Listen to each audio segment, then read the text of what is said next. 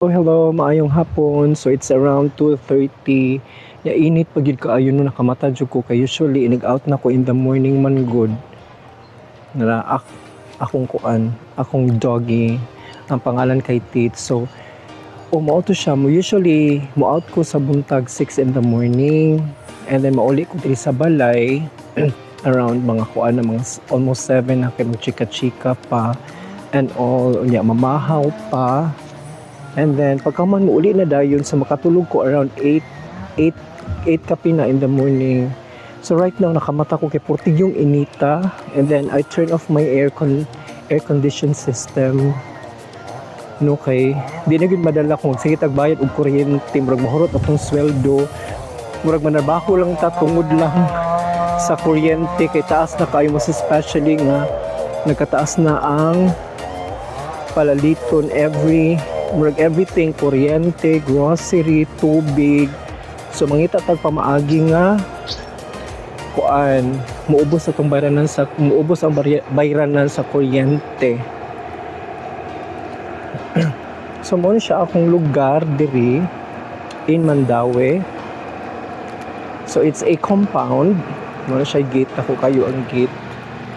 No, and then ang entrance mo na siya, we have a big house, old house, pero dili na siya occupied, dili na siya pa kuan sa kumpanya sa tag-iya kay ancestral Manila, no? And then barely happy rasad ko kay daghang mga tawag ani mga trees, no, nga makakip sa lugar nga bugnaw rasad gid siya. No, bisan init kaayo kay karon moabot ko siya 30 degrees mga amigo, mga amiga, so dili siya maayo, no. Dili pud siya maayo magsigit og aircon kay ang bayranan ako sa kuryente moabot og almost 4,000, no. And so kanid ay sila baligya ni sila mga amigo, mga amiga, kuan mga antique daw ni. So there's a lot of antiques or antique na mga baligya diri sa tag-iya. So kanang nasa sulod diha mga antique na sila nya. I don't know kay wala pa man say na malit diri kay syempre sudlon nga lugar, but it's a very very big place, dako gid siya nga lugar.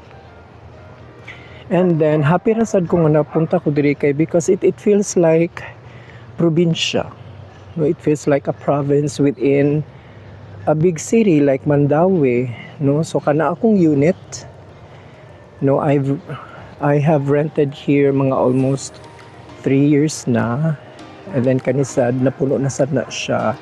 So every time mauli ko diri, matulog ko mga around 8 in the morning, makamata ko around 1, no, magtambay-tambay gid ko diri sa gawas. Ako tambayanan diri pirmi, most especially kung init kay panahon kay turn off man ako ang aircon. Kani siya kay, by the way, it's avocado. Kana siya, I think avocado sad na siya. No, nya hilig man sad kog mga tanom-tanom. So ang kani siyang table kaysa kuan sa tagya diri gi kuan sad siya, gi butang na sad siya diri because ganahan ko magtambay-tambay ra sad. So at least nasad siya gamit. Kids, hello. Kani siya kay rambutan. Kana pod siya rambutan. Actually daghan siya mga tanom diri kay ang caretaker sad ganahan sad mananom. No, nya kani siya nga lugar diri. This is the place nga usay akong limpyuhan kay ari mo ko magtambay, no. So it helps a lot. It helps a lot nga makontrol na ko akong kuryente kay og most especially during weekends, kay weekends man akong day off. Sabado ug Domingo ari jud ko magtambay dili labi na init kayo nya mag-turn off ko sa akong air conditioning unit kay lisod man o musayitag pa aircon lagi kay mahal kay kuryente. Kana siya atis, but pa nagsara ko tigwag atis diri. Kani kay tinanom nga okra. And then ay murag mais. We have unsa ni siya? Calamansi. I think calamansi man siguro ni. Yes, it's calamansi. Wait. Yes, it's calamansi.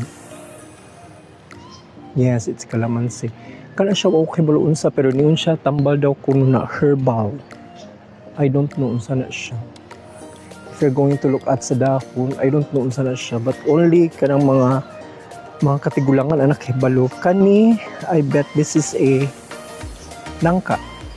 So there's another nangka. And then kani mo ko kibalo unsa ni siya. And then there's kuan kanang tawag-an ni, basta gamiton siya para luto. Nakalimot na ko. And then there's malunggay. I think malunggay everywhere. There's kapayas too. There. Nakalimot ko sa pangalan ana. Murag basta gamiton na nako kada magluto ko sa balay. So pretty much maura to akong kinabuhi diring dapita, and then I started my my shift is around 9 o'clock p.m. o out of 6 in the morning. And then I'm so happy nga napunta ko ani nga lugar because this is I wanted to nga klase nga lugar nga naay gamay nga kanang space sa gawas, dili diretso highway o dili kanang bilisad piot. And mura to mga amigo, thank you so much. And you know, kung dili mo mag holiday trip karong Holy Week weekend, so that's April 4 and 5, you can stay at home, enjoy with your family, with your friends, or kung nag-board mo, hindi mo taga Cebu, you can also invite your friends po kung asa mo mag-adto, kung kaya sa budget. Kung dili kaya sa budget, you can stay at home sad, pwede rin mag-Netflix and all, magluto-luto, diba? So stay at home, stay hydrated, and of course watch outside sa budget, kay dili man sa tanang oras nga kung ano kanang luag atong bulsa kung naatay mga laglaag. So budget it very well, kay syempre kapoy kay mag-adulting mga amigo-amiga. So that's it, thank you so much, bye till next time.